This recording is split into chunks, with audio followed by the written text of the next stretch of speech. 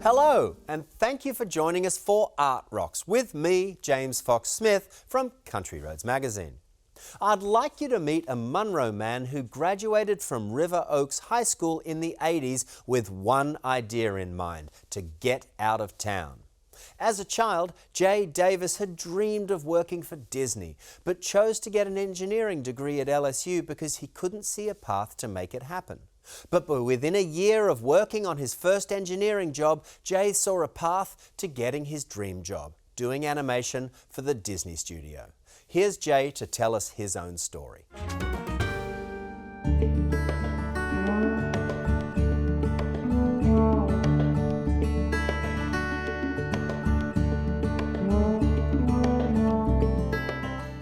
We always had a sketchbook. My brother and I both. Mom would get us sketchbooks for Christmas. I was always excited to have a sketchbook, and I still keep a sketchbook. I've always had a sketchbook. In high school, I was good in art. I was always drawing, and I was good in math, and my uncle was an architect. It seemed like it was the path to go on.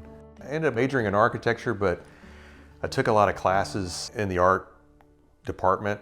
Go and take drawing or any kind of elective. When I could fit one in, I would do that. I graduated from LSU in 1990. The only job I could get was drafting over in Dallas and just draw the same toilet on multiple floors of a hospital in Dallas. And it was a big company and I was miserable. So a guy next to me, he was drawing over there and he said, "Hey, I'm getting out of here." I said, "What?" He told me about the program at Texas A&M. This was 1991. They were one of the only two. A&M and also Ohio State had computer visualization programs where they had the facility there with high-powered computers for 3D animation. And that's what I wanted to do. I didn't see a path to do that when I was growing up. I wanted to work at Disney, but how do you do that? I took my portfolio there, my drawings and paintings and things that I'd done, and I got in, and I'd never logged into a computer. I didn't know how to type.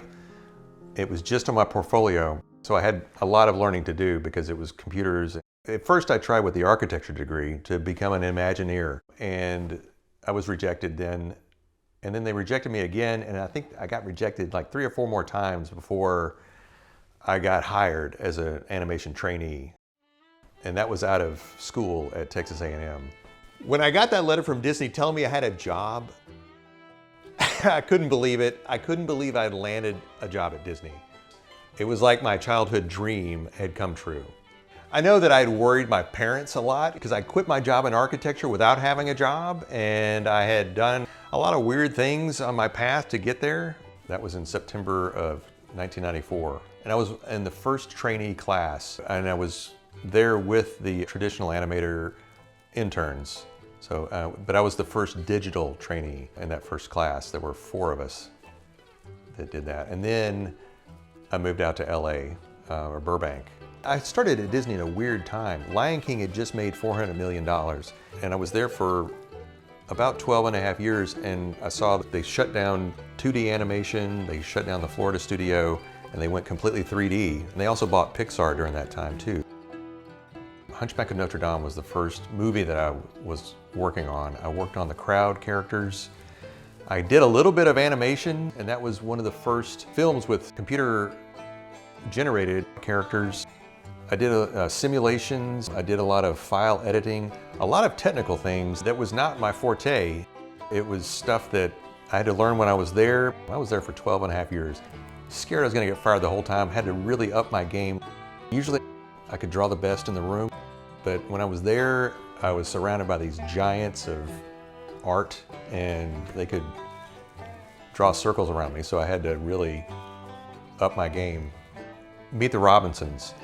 I wanted to work on Meet the Robinsons so bad because Bill Joyce, who lives in Shreveport, had written A Day with Wilbur Robinson, and I was excited to work on something that he had made. I'm a fan of his, and I've got the cover of the Leafman book framed in my bedroom.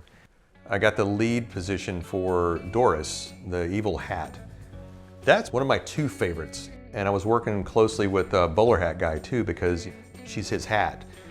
While we were working on Meet the Robinsons, Disney bought Pixar, and John Lasseter was put in charge of Pixar and Feature Animation and Burbank, and also the parks. We had to stop working on it, and they came in, they rewrote the story with John Lasseter now looking at it. And when they came back with the new rewrite, Doris was a much bigger character, and she was the real villain.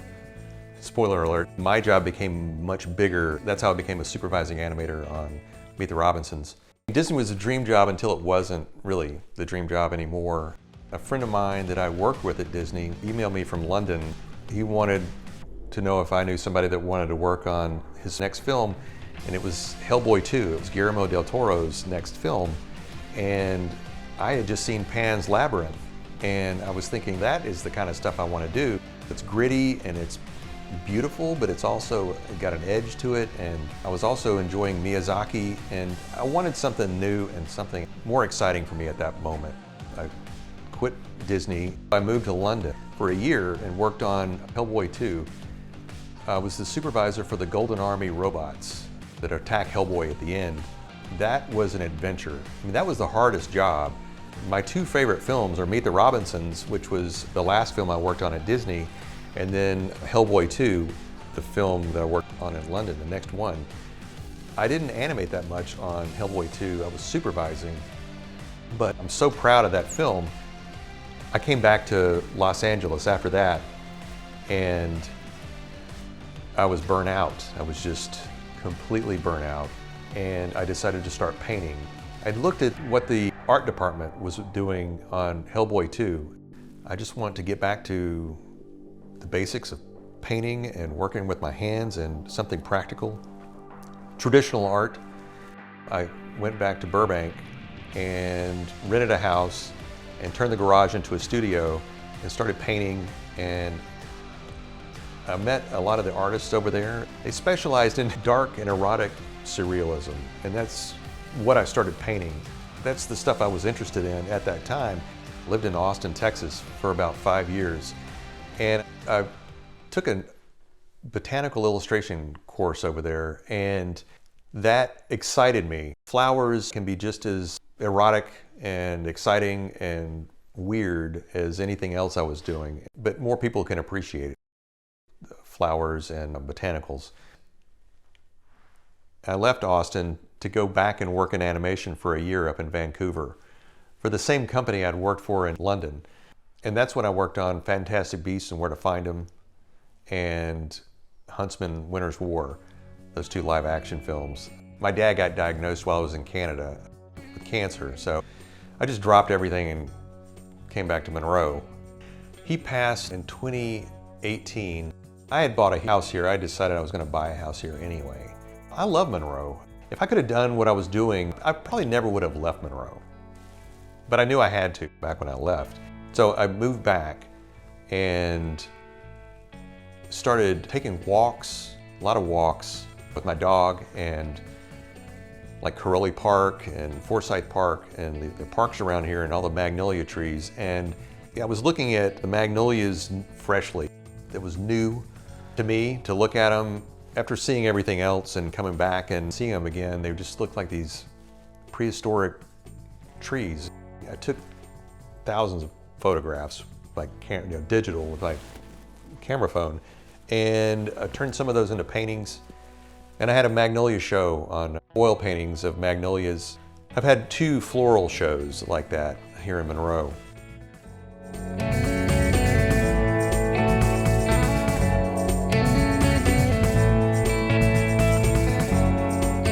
It started with the magnolias, and now it's birds, but it's showing the beauty that's Monroe, our area of the country. I want to make things that showcase the beauty of our area and make people proud. Not just Monroe, but Northeast Louisiana.